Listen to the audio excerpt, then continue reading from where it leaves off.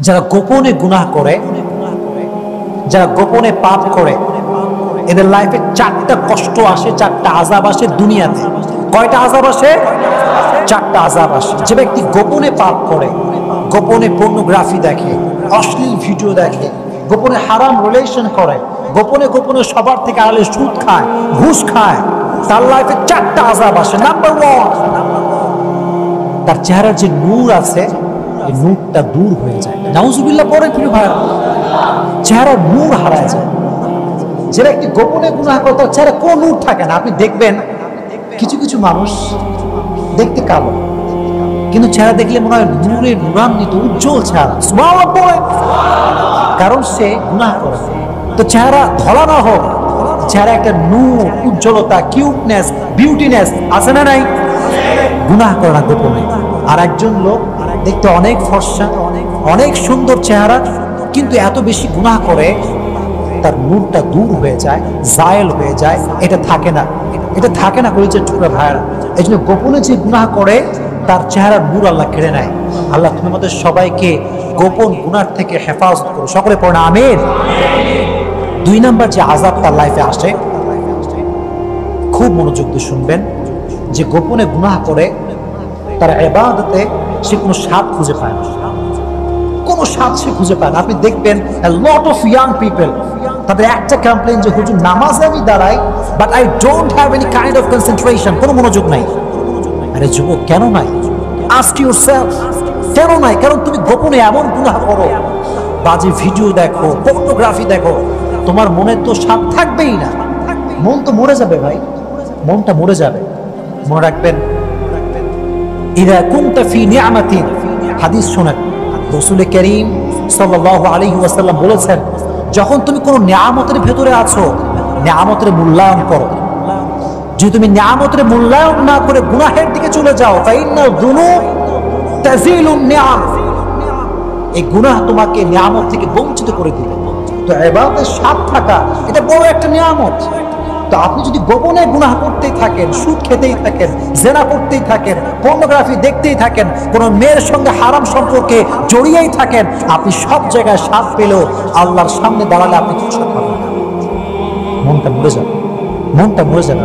আল্লাহ তাআলা গোপন গুনার থেকে আমাদের সবাইকে হেফাজত করুন, সকলে পড়ে আমিন। 2 নাম্বার। 3 নাম্বার যেই আযাবটা আসে আমাদের লাইফ, সেটা হচ্ছে মেন্টাল যে পিস, মানসিক যে শান্তি, এটা আমরা হারাই ফেলি। অস্থির অস্থির অস্থির, অলওয়েজ অস্থির। কিরে ভাই এত অস্থির কেন ভাই? ওই যে গুনাহ করছেন, গুনাহের কারণে মনের ভেতরে শান্তি আল্লাহ কেড়ে নিয়েছে, সব শান্তি কেড়ে নিয়েছে। কাফেররা যতই টাকার মালিক হোক না কেন, যত পয়সার মালিক হোক না কেন, কোরআনে আল্লাহ কি বলছে দেখেন। আল্লাহ তাআলা বলছেন, আমওয়াতুন গায়রু আহইয়া ওয়া মা ইয়াশউরুনা আইয়ানা ইউবআসুন। কাফেররা শারীরিকভাবে তারা জীবিত থাকতে পারে, মানসিকভাবে, আত্মিকভাবে they are like a dead body. They are like a dead body man. তারা জীবিত শারীরিকভাবে, কিন্তু মনটা মরা, হৃদয়টা মরা। কারণ হচ্ছে তারা এত বেশি পাপ করে, এত বেশি কাজ খারাপ করে যে তাদের মনে কোনো শান্তি থাকতে পারে। গোপনে গুনাহ করবেন, রাজি আছেন ইনশাআল্লাহ? সর্বশেষ যে আযাবটি আসে সেটা হচ্ছে গোপনে গুনাহ করলে রিজিকে বরকত থাকবে, রিজিকে বরকত থাকবে না। আপনি বলবেন যে হুজুর আই এম গভর্নমেন্ট এমপ্লয়ার, আমার বেতন কমপক্ষে ৮০,০০০ টাকা, আমিও তো গোপনে গুনাহ করি হুজুর, আমার বেতন ৬০,০০০ টাকা, ৮০,০০০ টাকা। ভাই মাথায় রাখবেন, রিজিকের বরকত মানে ৮০,০০০ টাকা বেতন মানে যে আমার বরকত আছে তা না। মাঝে মাঝে অনেক লোক দেখবেন লাখ লাখ টাকা বেতন পায়, কিন্তু মাসের 10 দিন যাইতে না যাইতে হাত ফাঁকা। আছে না নাই? হাত ফাঁকা, ল্যাকিং অফ বারাকা। অনেক বেতন আছে, বরকত নাই। এটা একটা ব্যাখ্যা। আর একটা ব্যাখ্যা শোনেন, বড়লোক ঘরের ছেলে, বড়লোক ঘরের মানুষ, ডুপ্লেক্স ট্রিপ্লেক্স হোক, বিশাল বড় প্রাসাদ বাসা, চোখের সামনে গরুর গোস্ত, মুরগির গোস্ত, ছাগলের গোস্ত, খাসির গোস্ত, দুম্বার গোস্ত, কবুতরের গোস্ত। ডাক্তার বলছে যদি বাঁচতে চাস শুধু পান্তা ভাত খাবি। শুধু যাও খাবি আর কিচ্ছু খাবি না, খাইলে কিন্তু কালকে মরবি। রিজিকে বারাকা নাই, আছে সব খাইতে পারে না, টাকা আছে বহু খাইতে পারতেছে না, ল্যাকিং অফ বারাকা। গোপনে গুনাহ করবা, বরকত থাকবে না, রিজিকের কোনো বরকত থাকবে না।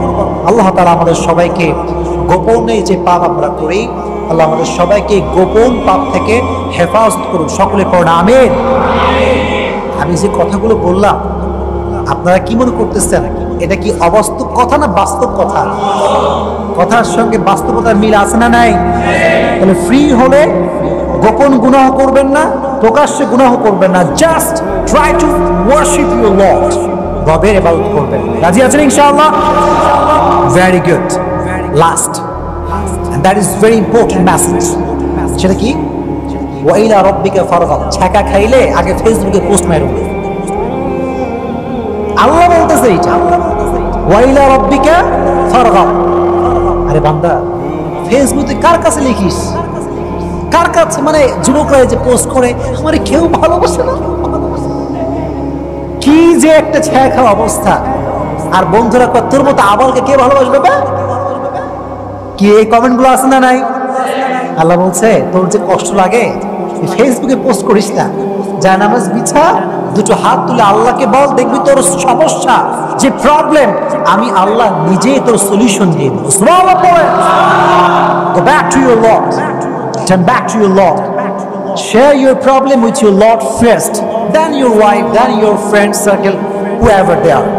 আগে আল্লাহর কাছে, তারপরে বন্ধু বান্ধব, হেতারা আগে গার্লফ্রেন্ডে কল দেয়।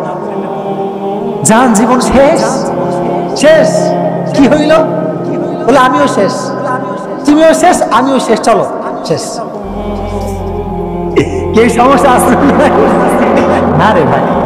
গার্লফ্রেন্ড হচ্ছে পৃথিবীর সবচেয়ে বড় প্যারার নাম হচ্ছে গার্লফ্রেন্ড। এত আসতে কেন? জোরে বলতে হবে, ঠিক কিনা? এটা আযাবের নাম, এটা গজবের নাম। যারা সিঙ্গেল আছো, তোমরা সিঙ্গেল যে আছো তাই বলো যারা সিঙ্গেল আছো, যতদিন সুখে আছি, যখনই একখানা আসবে কপালে হারাম ভাবে, তুমি মনে করো দুনিয়া তোমাকে জাহান্নাম হয়ে যাবে, ঠিক কিনা বলো? Try to share your problem with your Lord. রবের কাছে সমস্যা শেয়ার করতে। দুনিয়ার মানুষ জানেন, শোনেন, দুনিয়ার মানুষের স্বার্থপর। দুনিয়ার মানুষ কি? যখনই বুঝবে যে আপনার দুর্বলতা কি, বাস এমন খোঁচা মারবে, ছ্যাঁকা দিয়ে দেখা করে ফেলবে। খুবই সাবধান। নিজের গোপন কথা, এটা আয়াতের ব্যাখ্যা, কিন্তু আপনি কাউকে গল্প করেন না। নিজের মনের কথা, কষ্টের কথা, গোপন কথা, প্রাইভেট ইস্যু, যত ইস্যু আছে তাকে বলবেন। কাকে বলবেন? আল্লাহকে বলার পরে যদি আম্মাকে বলতে মন চায় বলবেন, বউরে চাইলে বলবেন, বন্ধুকে চাইলে বলবেন। তবে মেইন সোর্সটা আগে কোথায়? আগে আল্লাহকে নক দিবেন, আগে আল্লাহরে নক দিবেন, আগেই গার্লফ্রেন্ডে নক দেয়। কোথায়? শোনো, কথাগুলো বোঝার ট্রাই করছো ভাইরা। যেখানে গেলে মোটিভেশন পাবা সেখানে যাও, যেখানে গেলে তোমার মনটা এমনি ভাঙা, বলো না কাটা খায়, এটা করো না। এটা আল্লাহকে বললে কি হয় জানেন? আপনি দেখবেন যে আপনি কেন জানো, মানে কেন যেন আপনি মনে মনে শান্তি পাচ্ছেন,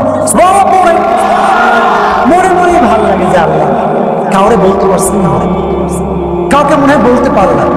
মানুষের কাছে যাবেন, তুই তো শালা কোনো কাজেরই যাবে, তোর দ্বারা হয়তো কার দ্বারাই যাবে, তোর দ্বারা এটা সম্ভব করা। বাস আসে না নাই? বন্ধুর কাছে গেলে বাস খাবেন, বউয়ের কাছে বাস খেতে পারেন, কিন্তু আল্লাহ আপনাকে বাস দেবেন, আল্লাহ আপনাকে দিবে ভালোবাসা। সুবহানাল্লাহ পড়েন। আপনি ডাক্তার করলেন নাকি? এটা আসলে ফ্রি মাইন্ড, জাস্ট বোঝাবার জন্য বলছি যে আল্লাহ বলছে বান্দা যা হোক না কিন্তু লাইফে জাস্ট আমার সঙ্গে বল। আল্লাহকে বললে আল্লাহ সলিউশন দিবেন। আল্লাহকে বলবেন তো ইনশাআল্লাহ। আমি যেই ইনস্ট্রাকশন করলাম এই আয়াত থেকে, তাফসীর থেকে, আল্লাহ তাআলা এই ইনস্ট্রাকশন গুলো অনুযায়ী আমাদের সকলকে আমল করার তৌফিক দান করুন। আপনারা সকলেই পড়েন আমিন।